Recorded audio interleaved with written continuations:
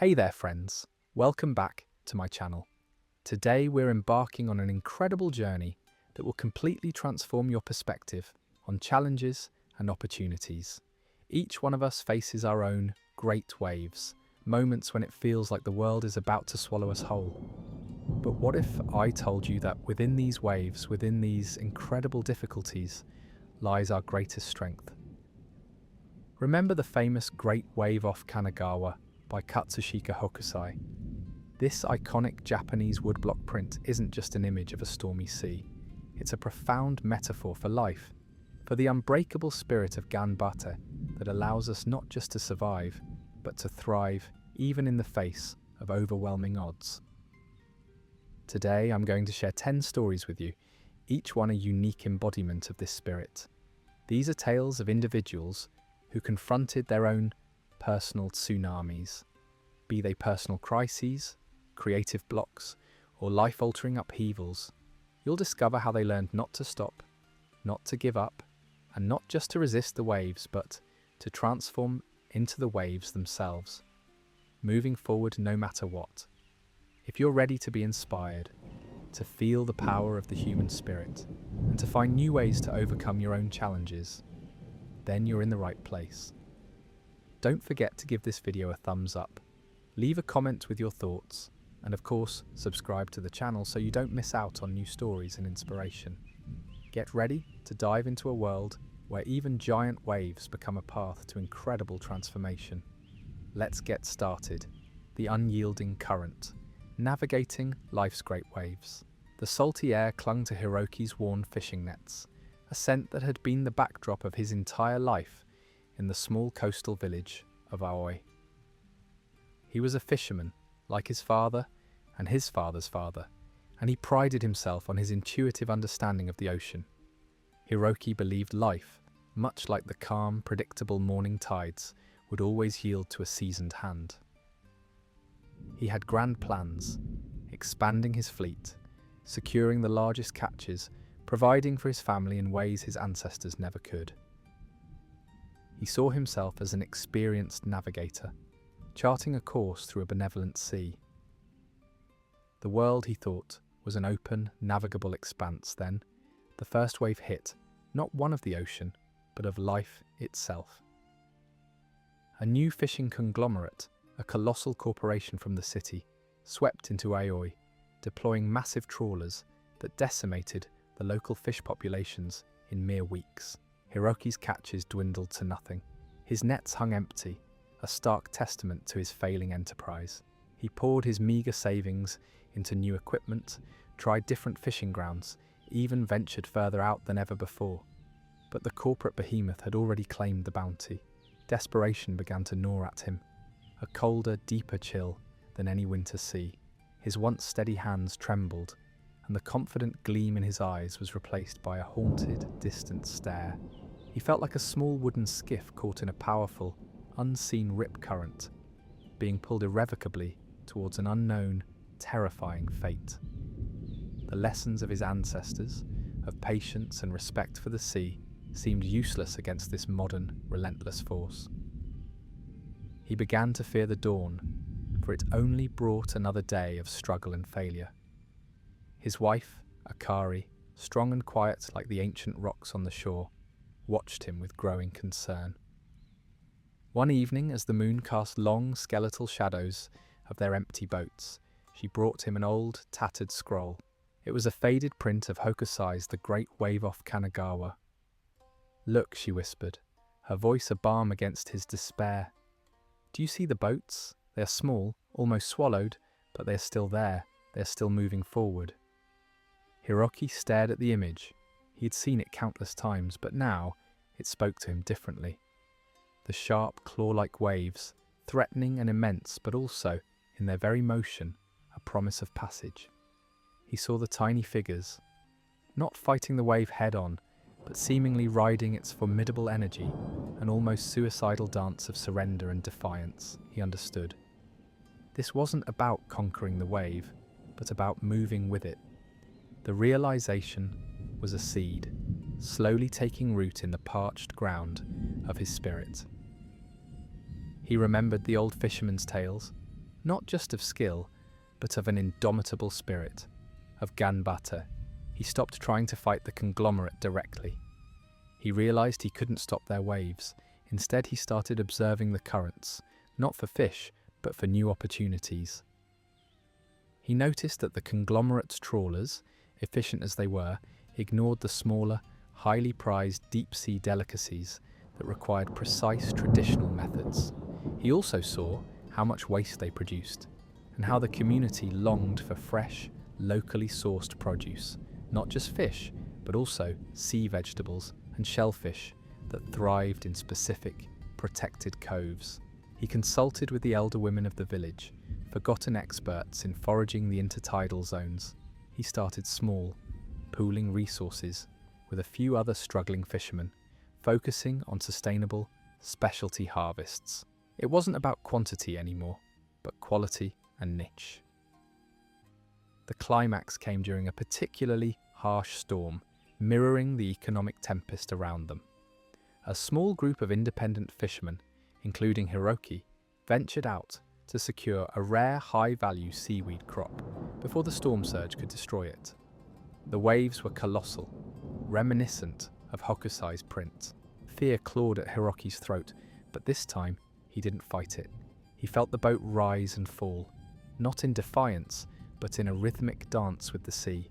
He remembered Akari's words, turning into the wave.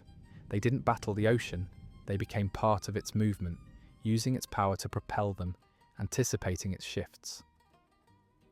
They worked as a unit, each man a cog in a resilient machine, driven by the quiet resolve of ganbata. They returned battered but triumphant, their small haul fetching an unexpectedly high price due to its rarity and the storm-induced scarcity. In the months that followed, Hiroki's small collective thrived. They diversified, not just fishing, but cultivating oysters, harvesting seaweed, and even developing a small artisanal seafood market that catered to upscale restaurants in the city, valuing quality and sustainability over bulk. The conglomerate remained, but it no longer held a monopoly on their livelihoods. Hiroki understood now. Life's currents were indeed unyielding, and new terrifying waves would always emerge. But he had learned not to fear them. He had learned to observe, adapt, and move with their immense power, not against it. He had transformed from a sailor who merely navigated to one who truly understood the ocean's intricate dance. The empty nets were gone, replaced by a quiet, determined hum of activity. He was still a fisherman, but a different kind, one who had weathered the greatest wave of his life, by learning to become, in essence, the wave itself, flowing forward with unwavering purpose. Ganbata, the spirit of the surging tide. Emi had always been a perfectionist, meticulously planning every detail of her life, from her morning routine to her career trajectory as an aspiring architect in Tokyo. Her designs were precise, her presentations flawless, her future meticulously mapped out. She believed success was a matter of careful execution, of building solid foundations brick by solid brick. She was a master builder of her own destiny, and her life, she believed, was a perfectly engineered structure, resistant to any tremor. The Japanese concept of ganbate, do your best, was a mantra she embraced, but for her, it meant exerting maximum control, ensuring every variable was accounted for, leaving no room for error or the chaotic unknown. Then came the earthquake, not a literal tremor, but a seismic shift in her life. Her firm, once a prestigious bastion of modern architecture, lost its largest project due to an unexpected economic downturn, leading to massive layoffs. Emi, despite her impeccable record, found herself adrift, her carefully constructed career edifice crumbling around her. She applied for countless positions, but the market was saturated. Her perfect plans lay shattered, shards of ambition scattered around her. The frustration was immense, quickly morphing into a suffocating apathy. Why try, she wondered, when the ground beneath your feet can simply give way? Her meticulously organized apartment began to reflect her inner state. papers piled high, unread books gathering dust, a sense of aimless drift replacing her usual energetic focus. She felt like a ship suddenly bereft of its rudder, spinning wildly in an unpredictable storm. Her elderly grandmother, a woman whose life had seen wars, natural disasters, and countless personal struggles, visited her, her eyes twinkling with a wisdom Emmy often found unsettlingly profound. "Emmy-chan," she said softly, gesturing towards a framed print of the great wave off Kanagawa that hung in Emmy's minimalist living room. "Do you know why this image resonates so deeply with our spirit? It is not about conquering the wave. It is about ganbata, the deep, true kind. The sailors do not stop rowing. They do not give up, even when the world is about to swallow them whole. They lean into the struggle, pushing forward with all their might, not because they're guaranteed to win, but because to stop is to surely lose." Emmy scoffed. "What's the point of rowing, Oba-chan, if the wave is just going to crash anyway?" Her grandmother smiled. "The point, my dear, is the rowing itself.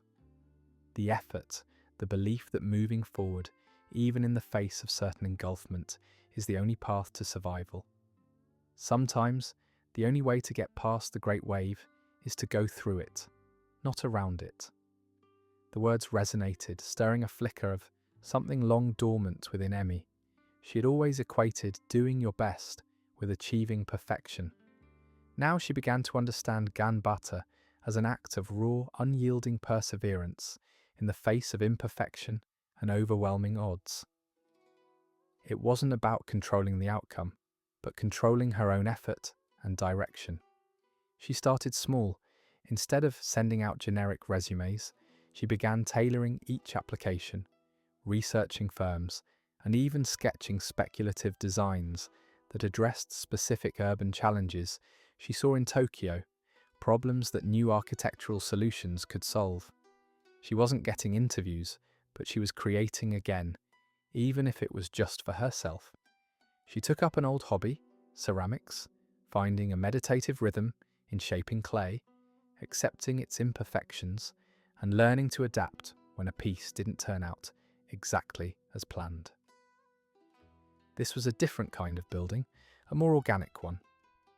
The turning point arrived when a former colleague, now working for a small innovative startup focused on sustainable urban planning, contacted her. They weren't looking for an architect in the traditional sense, but for someone with a strong design sensibility who could think creatively about public spaces and community resilience.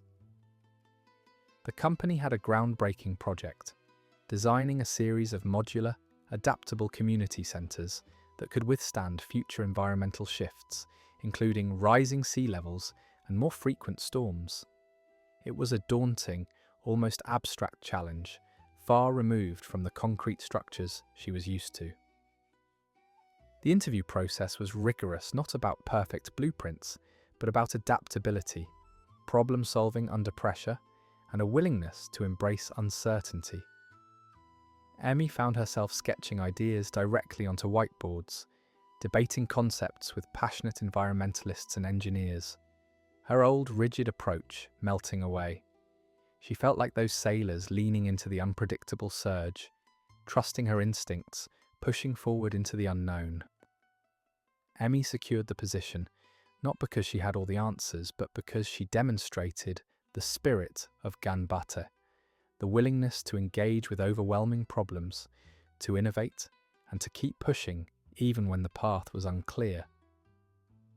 Her first project involved conceptualizing a coastal protection system that didn't just build barriers, but worked with the natural currents to dissipate energy, turning the destructive power of waves into a manageable flow.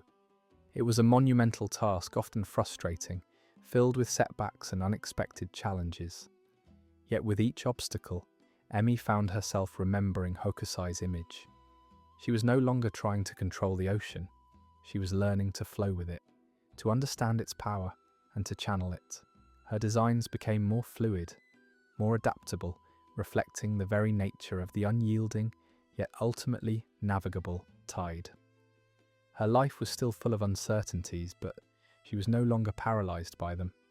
She was rowing with all her might, propelled by the surging tide of her own indomitable spirit. Echoes of Hokusai riding the wave of life. Rio, a young, idealistic journalist, arrived in the bustling, neon-lit heart of Shibuya, Tokyo, armed with a crisp new degree and an unwavering belief in the power of truth. He envisioned himself as a fearless chronicler, diving into the turbulent currents of city life, uncovering hidden stories, exposing injustices, and shaping public opinion with the precision of a master craftsman. His idol was a legendary investigative reporter whose prose was as sharp and impactful as the lines of a woodblock print. Rio saw his career unfolding like a beautifully composed ukiyo-e, each story a vibrant, perfectly placed detail in the larger tapestry of urban existence. He was ready to carve out his niche, to leave his indelible mark. His first year in the newsroom, however, was less a masterpiece and more a chaotic scramble. He was relegated to trivial assignments, covering cat cafes, reporting on the opening of new ramen shops, and writing bland corporate announcements. His grand journalistic ambitions felt like a distant, unreachable shore. He watched in dismay as senior colleagues, once sharp and incisive, seemed to be swallowed by the relentless churn of clickbait and sensationalism, their voices lost in the cacophony. Rio felt a suffocating sense of apathy creeping in, the fear that his passion would be crushed by the sheer volume of mundane tasks. He felt like a tiny boat, adrift in a vast, indifferent ocean of information, unable to find a single significant current to ride. His initial fervour waned, replaced by a quiet cynicism. One afternoon, seeking refuge from the relentless hum of the city, Rio found himself in a small, dusty art gallery, tucked away in an old, forgotten alley. There, illuminated by a single spotlight, was a magnificent, original print of the great wave off Kanagawa. He stood mesmerized, captivated not just by the iconic image, but by a detail he'd never truly noticed before. The faint, almost imperceptible lines on the water's surface, indicating a swirling, chaotic dance beneath the towering foam.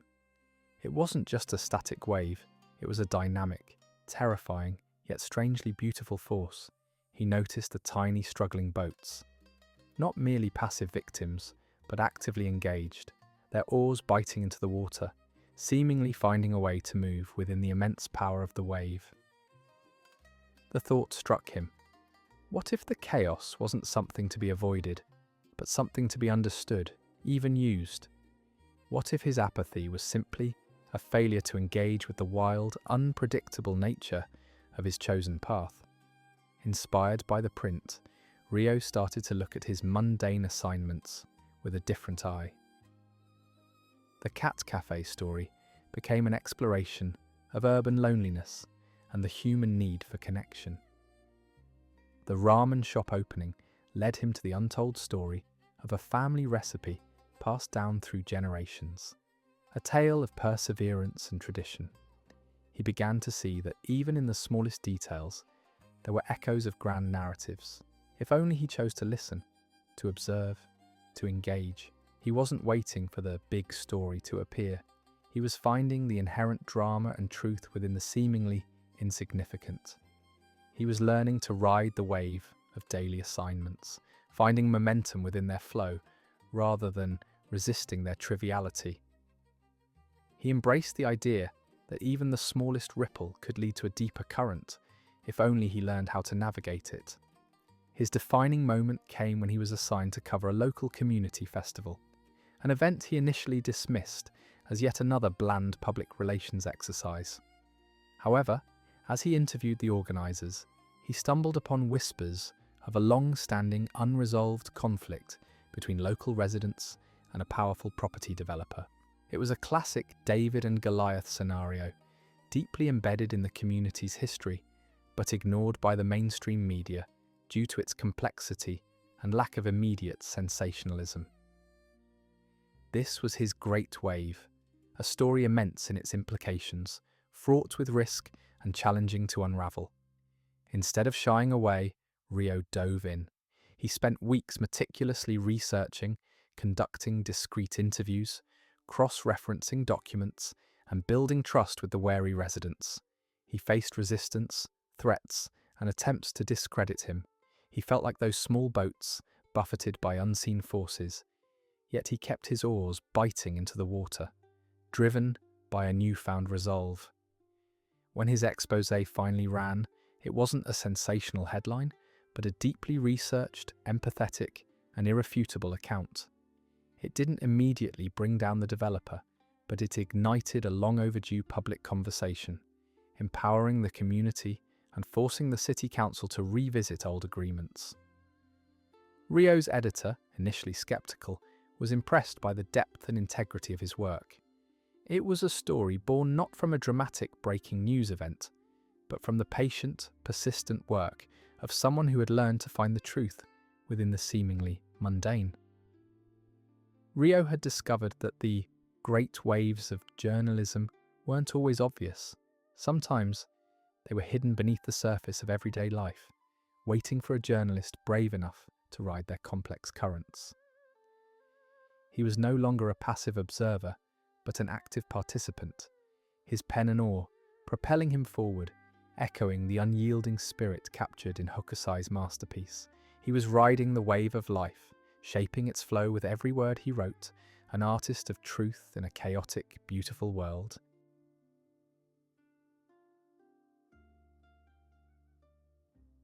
Fuji's resilience, a sailor's battle against the great wave. Kaito, a young man raised in the shadow of Mount Fuji, always saw the mountain as the epitome of steadfastness and calm. His family had lived for generations in a village nestled on its lower slopes, their lives guided by its silent, majestic presence. Kaito had dreamt of becoming a renowned mountain guide, leading treks to Fuji's sacred summit, a symbol of unwavering strength. He believed that life, like the mountain, offered a clear, well-trodden path to those who applied themselves with discipline and an unshakable will. He was preparing for his final guide certification, convinced his future was as solid and immovable as Fuji itself. However, Kaito's path veered violently off course. His younger sister, Hana, fell gravely ill with a rare, debilitating condition that required expensive, experimental treatment far beyond their family's humble means. Suddenly, the serene beauty of Fuji seemed mocking. His dreams of guiding vanished, replaced by a desperate, all-consuming need to find money. He tried everything: extra work in the village, borrowing from relatives, even selling off his mountaineering gear, but it was never enough. The financial burden was a monstrous, invisible wave, threatening to engulf his family. He felt adrift, powerless, his strong legs, once eager to climb, now heavy with despair. Fuji, once a symbol of hope, now felt like an indifferent, distant god, watching their struggle without intervention. One evening, as Kaito sat by Hana's bedside, a medical textbook, open and incomprehensible before him, his grandmother entered, carrying a small lacquered box. Inside, carefully wrapped, was an old, brittle print. It was Hokusai's The Great Wave. "This," she said, her voice raspy with age, "was passed down from your great-grandfather. He was a fisherman, but he kept this not for the sea, but for the mountain." She pointed to the faint outline of Fuji in the background. "See how small it appears, how distant, almost insignificant against the rage of the wave, but it is still there, unwavering. And look at the wave itself. It is terrifying, yes, but notice the white foam, like the snows of Fuji, cresting and breaking, constantly moving. The mountain is resilient because it allows the winds and snows to shape it. The wave moves forward, constantly changing, yet always returning. Both possess a different kind of strength." Kaito looked at the print, really seeing it for the first time. The stark contrast between the violent wave and the calm mountain. He realized that resilience wasn't just about being unmoving, but also about transforming, adapting, and finding strength even in the face of overwhelming, chaotic forces. The grandmother continued, "Your sister's illness is your great wave, Kaito. You cannot stop it, you cannot make it disappear, but you can choose how you meet it. Will you let it swallow you, or will you find your way through, like those small boats, using all your strength, all your ingenuity, trusting that even the biggest wave eventually passes, leaving the mountain still standing. Her words ignited a spark in him. He understood his battle wasn't against the wave itself, but within himself, in his choice to keep moving, to keep fighting for Hana, even when the odds seemed impossible. He couldn't scale Fuji right now, but he could embody its spirit of unwavering endurance. The climax of Kaito's struggle arrived when Hana's condition worsened, and the doctors presented an emergency, last-ditch option that required an astronomical sum of money within days. Desperation clawed at him, but this time it was different. It wasn't paralyzing. He felt the cold fear, but he also felt a surge of resolve. He remembered the claw-like foam of the wave and how the boats didn't surrender to it. He turned to the community, not asking for charity, but for partnership.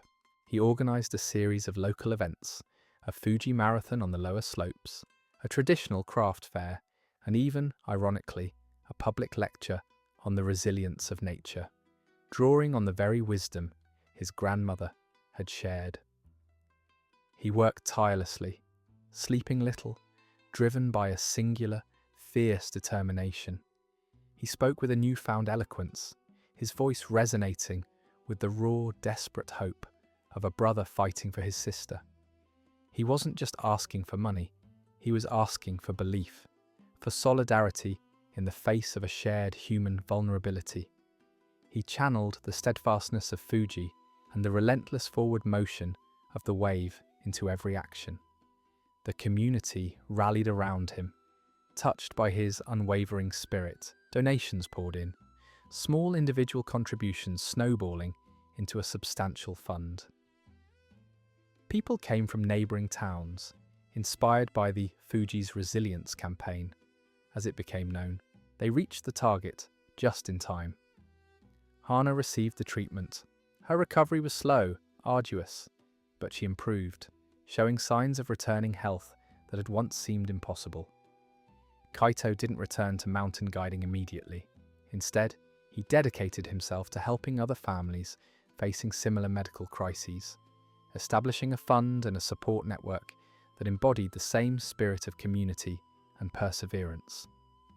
He understood now that true resilience wasn't about avoiding the storms of life, but about confronting them head-on, finding strength in both stillness and movement, like Fuji, eternally present, and the waves, forever moving forward. His life had taken an unexpected detour, but it was a path far more meaningful, forged in the crucible of his greatest battle, guided by the silent wisdom of the mountain and the roaring power of the wave. Beyond the breaker, embracing the ocean, within Haruna, a celebrated ceramic artist, was renowned for her delicate, meticulously crafted teacups and bowls, each piece a testament to precision and control. Her studio, nestled in a quiet Kyoto lane, was a sanctuary of order, where every tool had its place and every movement was deliberate. Haruna believed that true beauty lay in perfection, in the flawless curve, the unblemished glaze. She often said her work was about taming the raw clay, imposing her will upon it, just as she tried to tame the unpredictable currents of her own emotions. She felt a deep connection to the ancient traditions, upholding them with unwavering dedication. However, Haruna's life began to crack, not with a sudden impact, but with slow, insidious fissures, much like a ceramic piece developing hairline fractures, unseen until it was too late. Her inspiration, once a steady stream, dwindled to a trickle. She felt a profound emptiness, a creative block that paralyzed her. Her art, once a source of joy, became a demanding master.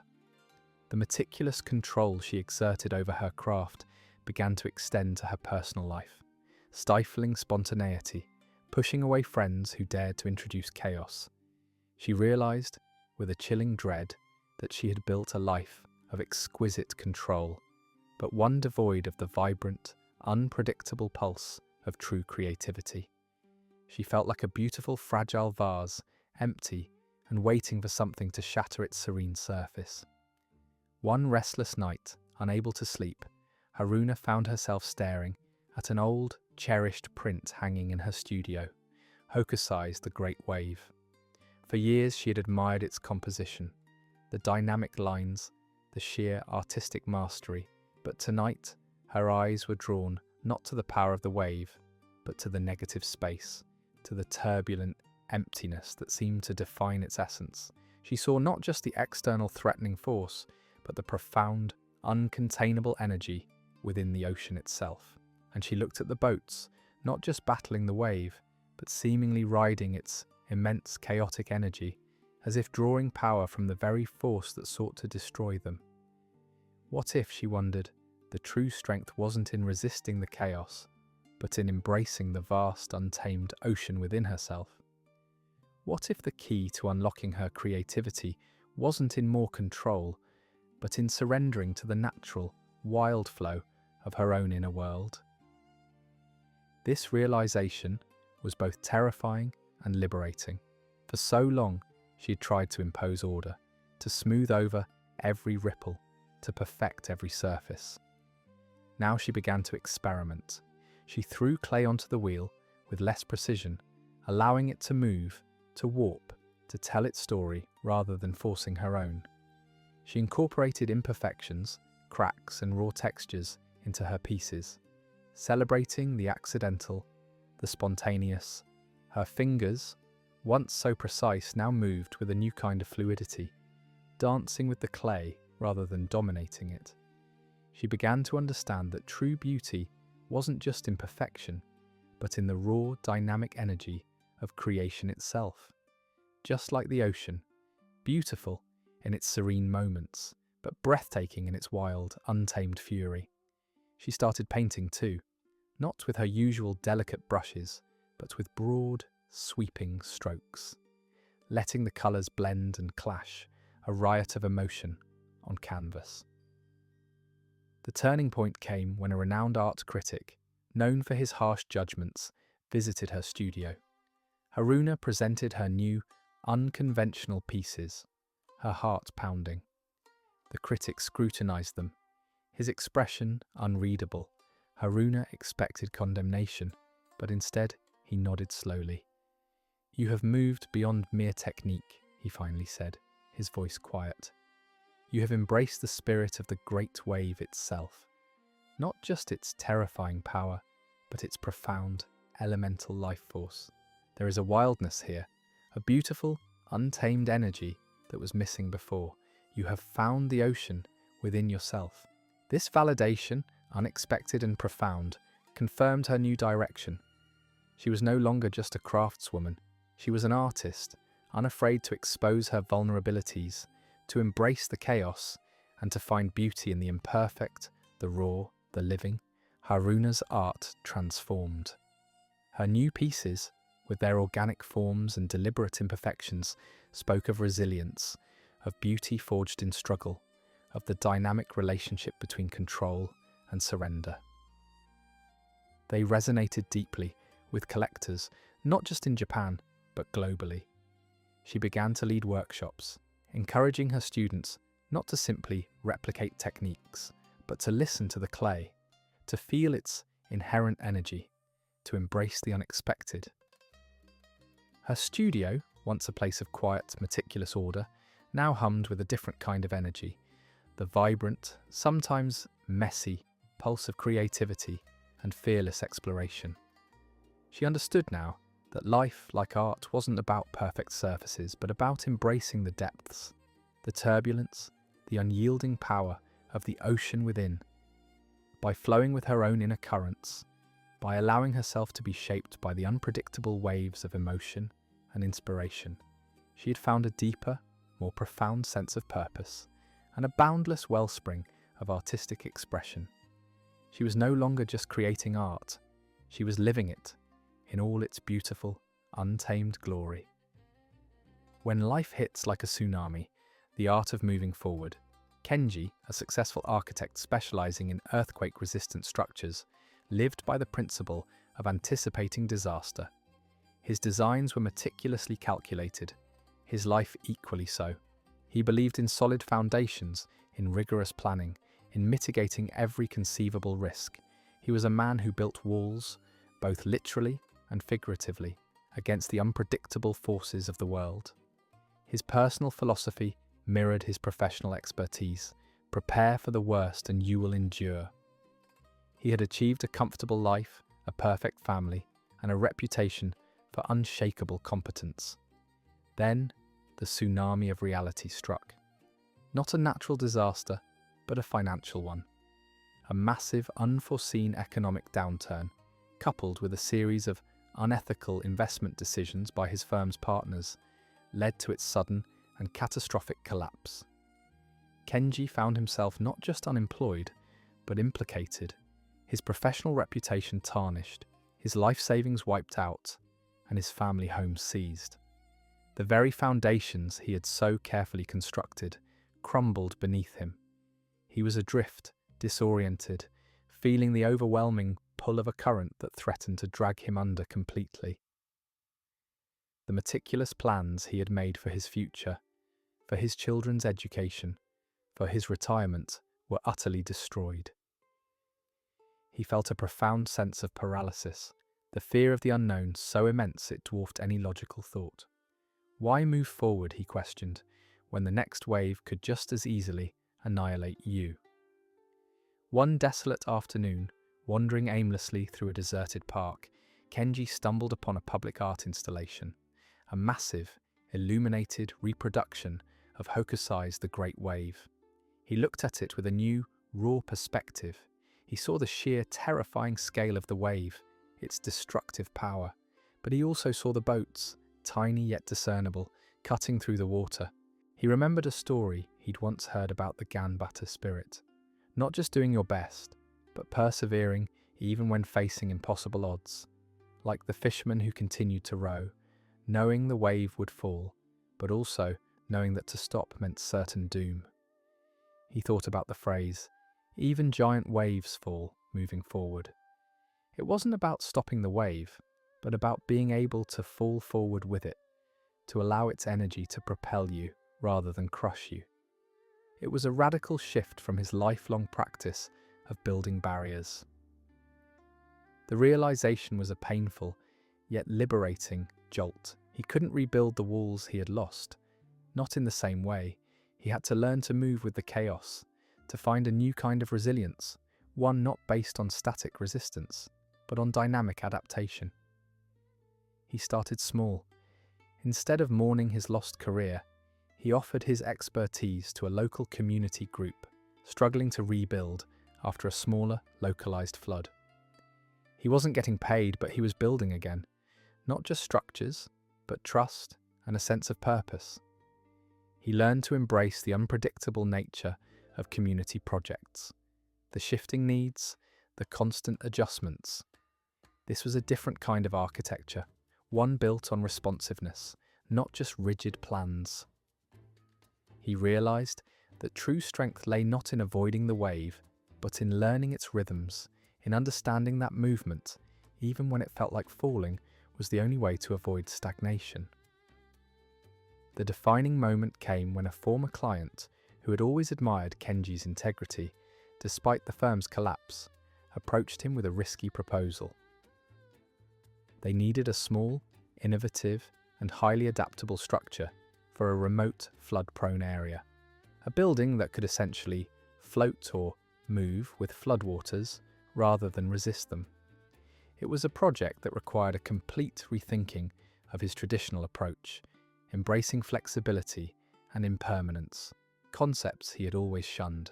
This was his true test, his personal tsunami, daring him to design something that not only accepted the fall of the water, but used it.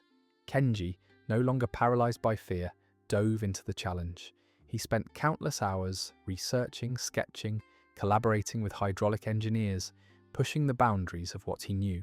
He felt like the boats in the print, riding the very edge of disaster, using the immense force of the water to propel his design forward.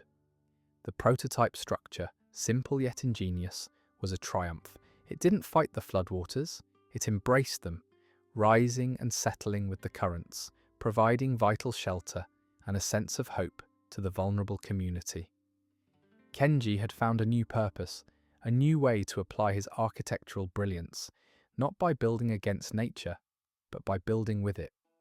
He started his own small firm, specializing in resilient, adaptable structures that could withstand unpredictable environmental changes. His reputation slowly rebuilt, not on flawless plans, but on ingenious solutions born from adversity. He understood now that life, like the ocean, was full of unpredictable, powerful forces, but he had learned the art of falling forward, of moving with the momentum of change, of transforming challenges into opportunities. He was no longer a man who merely built walls, he was a master of adaptation, designing a future that flowed with the unyielding currents of life, embodying the very spirit of that iconic wave.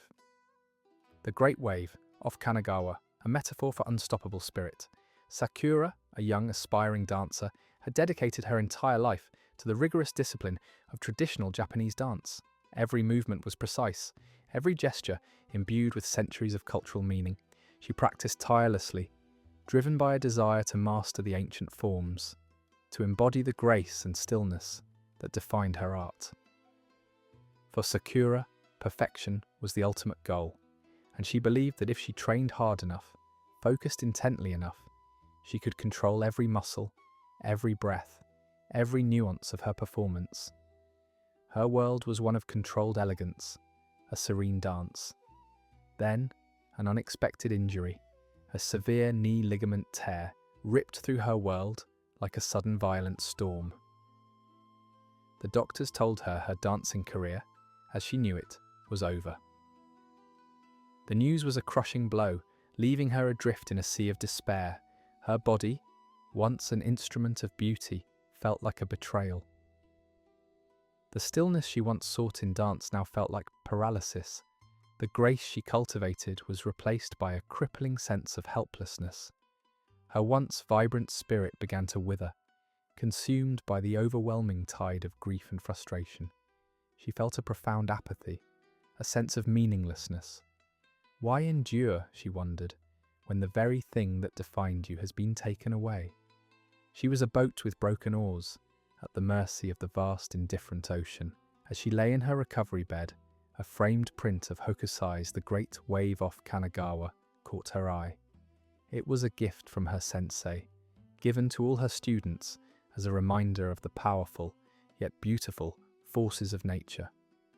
Now looking at it, Sakura saw not just the destructive power, but the unwavering motion of the wave. It was relentless, unstoppable, powerful in its very surge, and the boats, though tiny, were not still. They were actively engaged, their oars biting the water, propelled forward by the very force that threatened them. Her sensei's words echoed in her mind.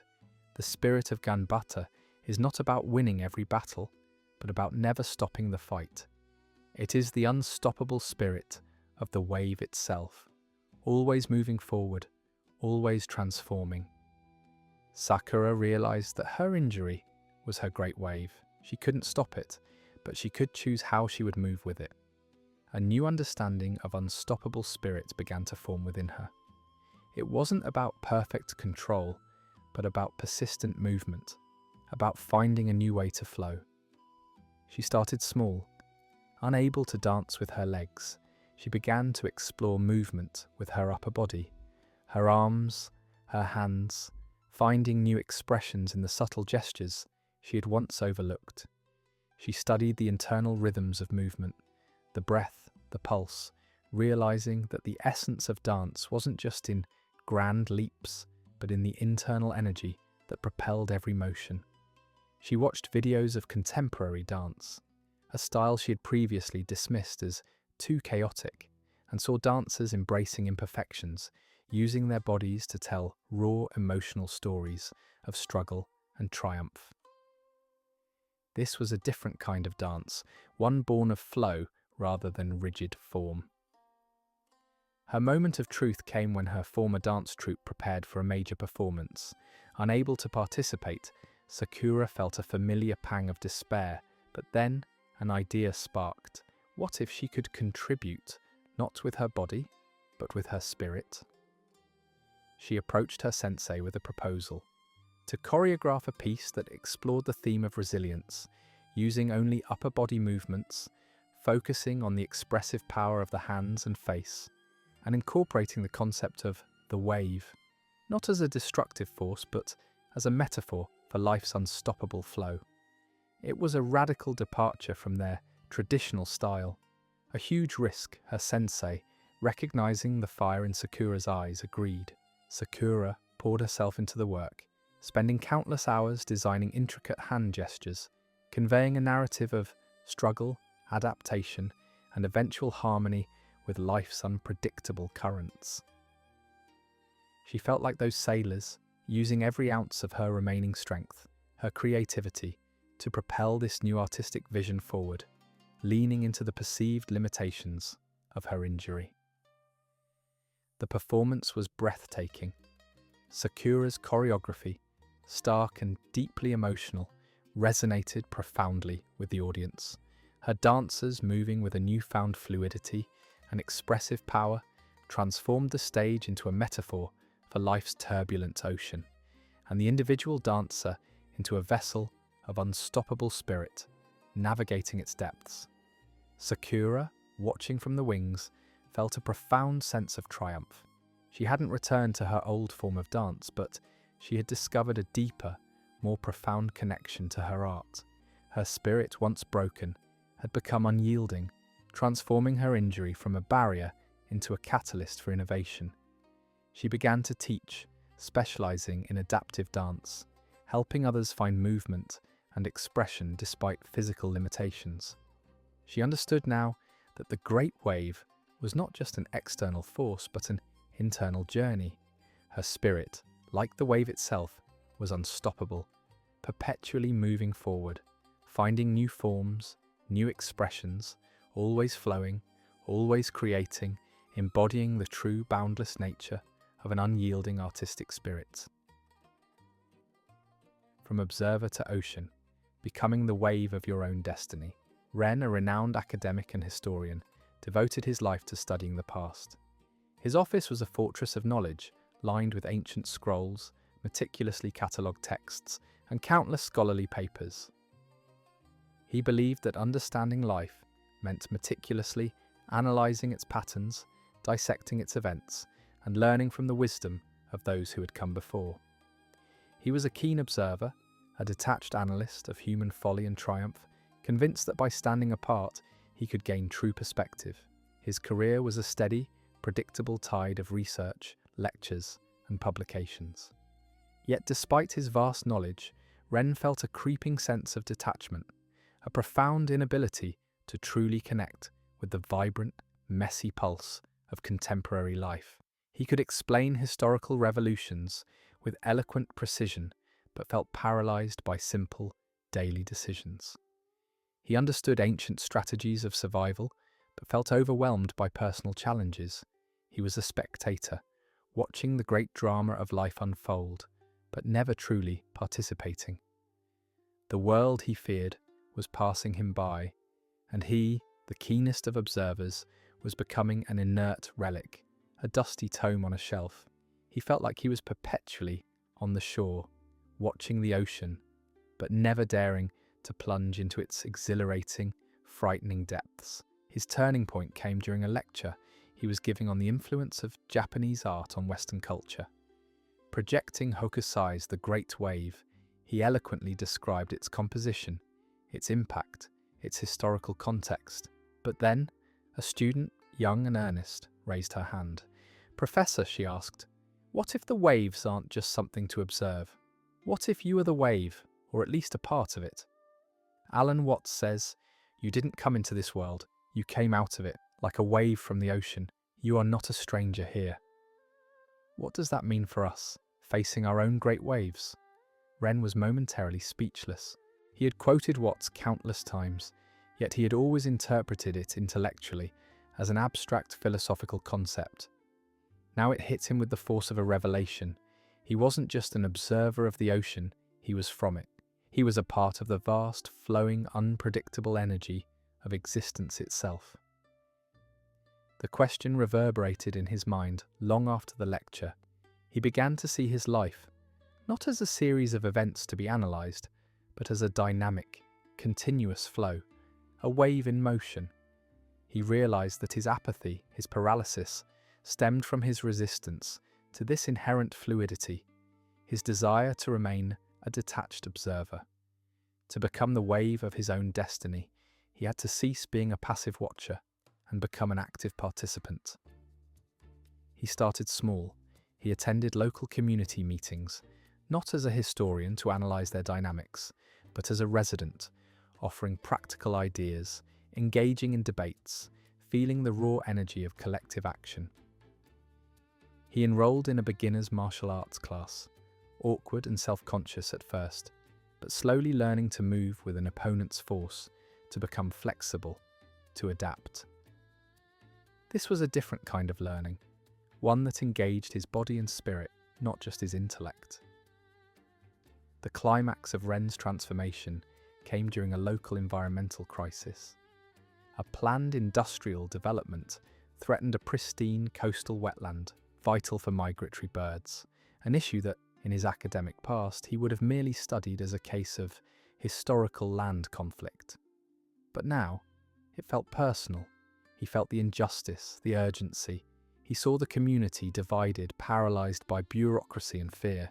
He could have written an eloquent paper on the historical precedents, but instead he chose to act. He stepped forward, using his formidable research skills not for a scholarly article, but to build a compelling public case against the development. He organised protests, drafted petitions, and even, to his own astonishment, gave impassioned speeches at town halls. His voice, usually reserved for academic lectures, now filled with a raw, undeniable conviction. He was no longer observing the wave of activism. He was generating it, joining its crest, propelling it forward. The fight was long and arduous, filled with setbacks and frustrations. There were moments when he felt overwhelmed, when the forces aligned against them seemed insurmountable, but each time he remembered the quote, "You are part of what the whole universe is doing," just as the wave is part of what the whole ocean is doing. He understood that his actions, however small, were part of a larger ongoing flow. Their collective efforts, a wave of community resistance, eventually forced the developers to withdraw. Ren felt an exhilaration he had never known in the quiet halls of academia. He hadn't just studied history, he had helped make it. He didn't abandon his scholarship, but his focus shifted.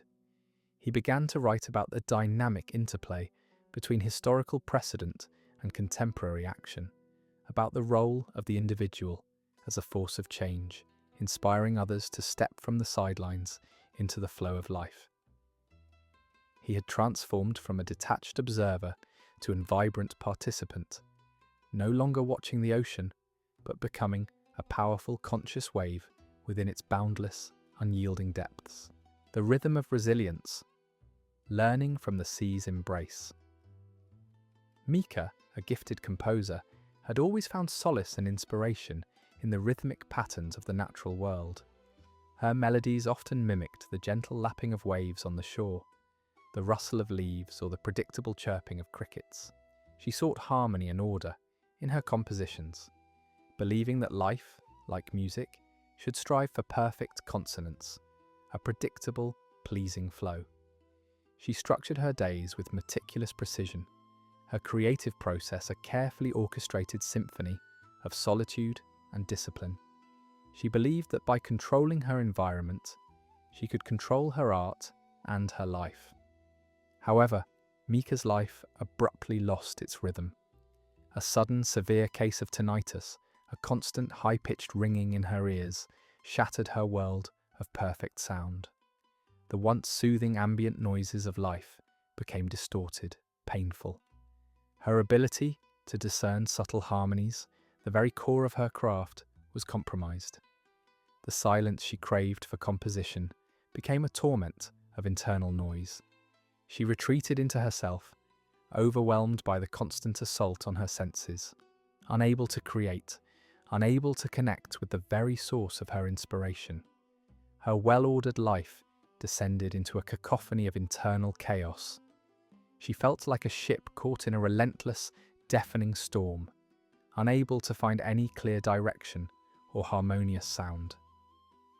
In her despair, Mika found herself returning to the sea, seeking some remnant of the peace it once offered. She sat for hours, listening not to the internal ringing, but trying to discern the vast, rhythmic pulse of the ocean. One day, staring at the relentless breaking of the waves, she recalled her studies of Japanese art and Hokusai's The Great Wave.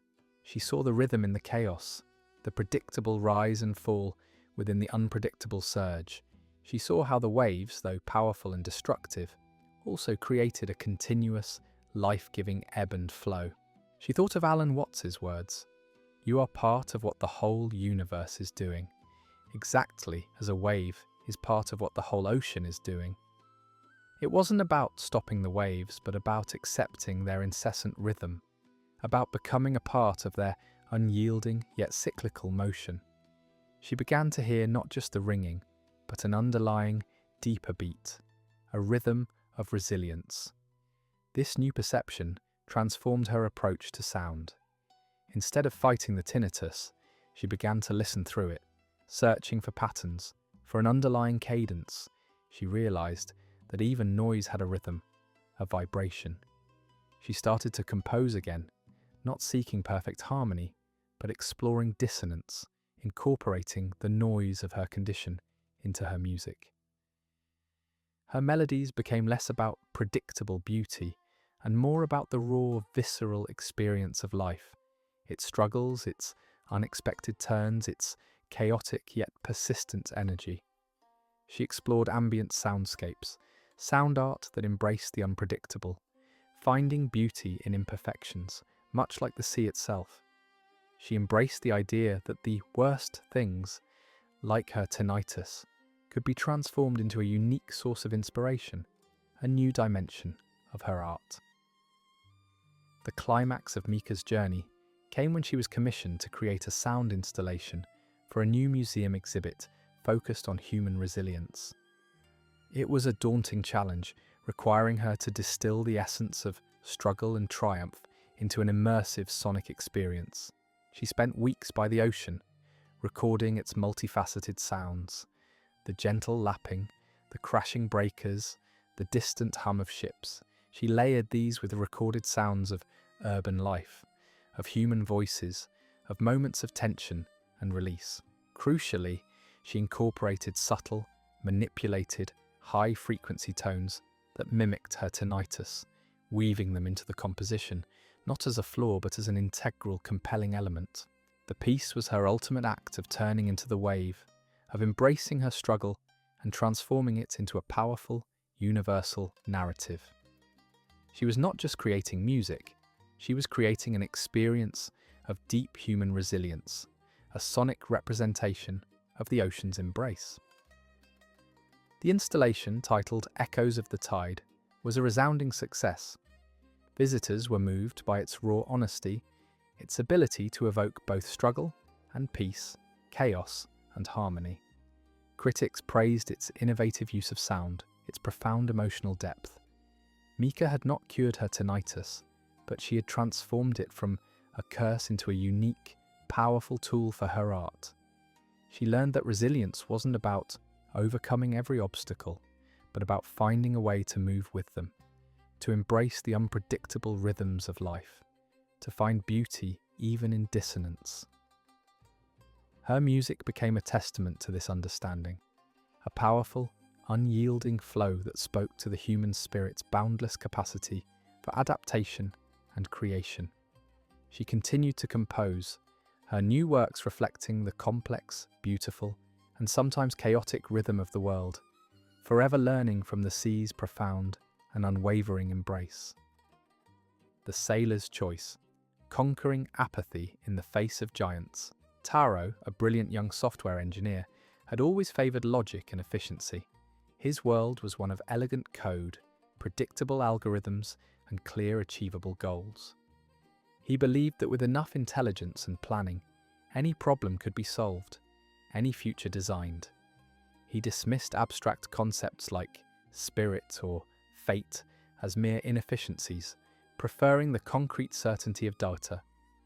He had secured a high-paying job at a prestigious tech firm, and his career seemed destined for an upward trajectory, a smooth, predictable sailing on a digital sea. However, Taro found himself unexpectedly adrift. The company's culture, once innovative, grew stagnant and bureaucratic. Projects were endlessly delayed, ideas stifled by layers of management, and true innovation replaced by cautious, incremental updates. Taro, once energized by complex challenges, found himself performing repetitive, meaningless tasks. He became a passive observer of his own career, watching opportunities pass him by, feeling a suffocating sense of apathy. He was a skilled sailor, but his ship was stuck in a calm, yet inescapable, doldrum. He felt the insidious pull of inaction, the creeping dread that he might just sit there, waiting for the easy opportunities that never came, slowly becoming irrelevant, a mere spectator in the grand drama of technological progress. One particularly frustrating evening, after a pointless team meeting, Taro stumbled upon a documentary about Japanese art. It featured the Great Wave off Kanagawa. The narrator spoke of the immense power of the wave, but also of the unyielding spirit of the tiny boats, their oars biting into the water, constantly moving, refusing to be paralyzed by the overwhelming scale of the challenge. Then a philosophical voiceover, quoting Alan Watts, declared, "There will always be a third option, the worst of all. The sailor remains on shore, sits at home, and waits for easy opportunities to arise. He is doomed to remain a mere contemplator of a life he will never truly know." The words hit Taro like a cold spray from the sea. He was that sailor. He was waiting for the easy opportunity, for the company to miraculously change, for the ideal project to land in his lap. He was letting apathy anchor him to the shore, condemning himself to merely observe a life he was meant to live. The realization was a stark, uncomfortable truth. To conquer this apathy, he had to make a choice: remain a spectator or plunge into the turbulent waters, even if they were filled with giants, daunting challenges, uncertain outcomes, and potential failures. He decided to act. He didn't quit his job immediately, but he started spending his evenings and weekends working on personal coding projects, not for profit or career advancement, but purely for the joy of creation, for the challenge of building something new and innovative. He joined online developer communities, engaging in passionate debates, collaborating on open-source projects. He was no longer waiting, he was creating his own opportunities, making his own waves. He began to see his skills not as a means to a predictable end, but as a vessel to navigate unknown waters. The climax of Taro's choice came when his company announced a major internal hackathon, a competition meant to spark innovation, but widely seen as a futile exercise due to the firm's bureaucratic inertia. Most colleagues dismissed it, content to remain onshore. But Taro saw it as his opportunity, his great wave. He chose a radical, highly ambitious project, developing an AI-powered platform to streamline internal communication, a system that would fundamentally challenge the very bureaucracy that stifled them. It was a massive undertaking, fraught with technical difficulties and corporate resistance. He worked tirelessly, often alone, fueled by a newfound drive, driven by the desire to prove that even in a stagnant environment, one could choose to create a ripple. He poured his frustration and passion into every line of code, his fingers flying across the keyboard, his mind racing, a lone boat facing a colossal task, choosing to row, even when the odds seemed impossible. To the astonishment of his colleagues and the management, Taro's project, though not perfectly polished, was a groundbreaking success. It demonstrated not just technical brilliance, but a profound understanding of the company's deepest inefficiencies. It didn't immediately transform the entire firm, but it created an undeniable stir, a ripple of possibility. He hadn't waited for an easy opportunity. he had created it. His project attracted attention from other, more innovative companies. Taro received multiple job offers, not just for his technical skills, but for his initiative, his willingness to challenge the status quo, and his clear demonstration of an unyielding spirit that refused to be held back by apathy. He chose a startup, a smaller, riskier venture, but one where he could be an active participant, a true wave maker. He finally understood that life wasn't about waiting for the perfect conditions, but about making the choice to embark, to ride the currents, to embrace the challenges, and to transform from a passive observer into the active architect of his own destiny. He had conquered apathy, forever choosing the exhilarating, unpredictable journey of the ocean over the stagnant comfort of the shore.